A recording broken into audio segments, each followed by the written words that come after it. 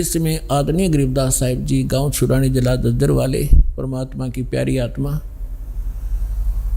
गांव छुड़ानी में एक किसान थे, जाट थे, और अपना धंधा करा करते खेती बाड़ी का। जैसा भी ऐसी वेशभूषा थी जैसे आम हरियाणा की धोती कुर्ता पहना करते थे, बिल्कुल एक सिंपल किसान जैसे होते हैं। और हमने संत की परिभाषा मान रखी है, दाढ़ी बढ़ा रखी हो, सिर पर बड़ी बड़ी जटा हो, शरीर पर तन पर राख रमा रखी हो कि तो धूणे ला कर बैठा हो, या लाल पीले कपड़े कर रखे हो, या कति मुंड मुंडवा रखा हो, 2-4 तलक ला रखे हो, गले में 5-7 माला पैर रखी हो। तो हमने संत की वेशभूषा ऐसी मान रखी थी। और गरीबदास साहिब जी को परमात्मा मिले, सतलोक दिखाया, वो मूल मंत्र दे दिए सारे, वो भक्ति करा करते थे। और परमात्मा ने कहा था कि जो 12वां पंथ गरीबदास का आवेगा उसमें मेरी महिमा की वाणी पुनः प्रकट होगी। तो गरीबदास जी के द्वारा परमेश्वर ने अपना यथार्थ ज्ञान पुनः प्रकट करवाया, क्योंकि उनको मालूम था कि कबीर सागर के अंदर ये कबीर के 11-12 पंथ कुछ घुसपैठ करेंगे और यथार्थ ज्ञान को कुछ उसमें फेरबदल कर देंगे। तो परमेश्वर ने दोबारा वो ज्ञान कवा दिया और ऐसी जगह सुरक्षित रख दिया।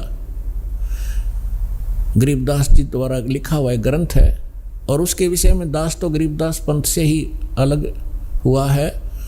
खूब जानकारी थी कि किस सब ने ये बता रखा था कि गरीबदास जी ने जो वाणी लिख रखी है, किसी ने मात्रा भी गलत लिख दी और कोई फेरबदल कर दिया वाणी में, तो उसका बहुत बुरा हाल होगा। एक संत ने दालदास नाम का एक संत था, उसने गरीबदास जी की वाणी में एक ऐसी, जैसे अपने बच्चों को माता पिता भी गाली दे देते हैं, तो वो उसमें ऐसी कुछ भाषा लिख प्रयोग कर रखी है धमकाने के लिए कि चेतावनी में चूक नहीं और क्या देऊँ गाली, कि कहना था बहुत कुछ कह दिया कि और गाली दूँ तुम्हारे को, इस तरह के और भी कुछ हैं। तो उसने सोचा कि ये अभद्र से शब्द हैं, इनको निकाल देता हूँ। उसने मूल ग्रंथ हाथ से लिखा जाता था, तो लिख तो पहले रखा था, वो बाद में हुआ था।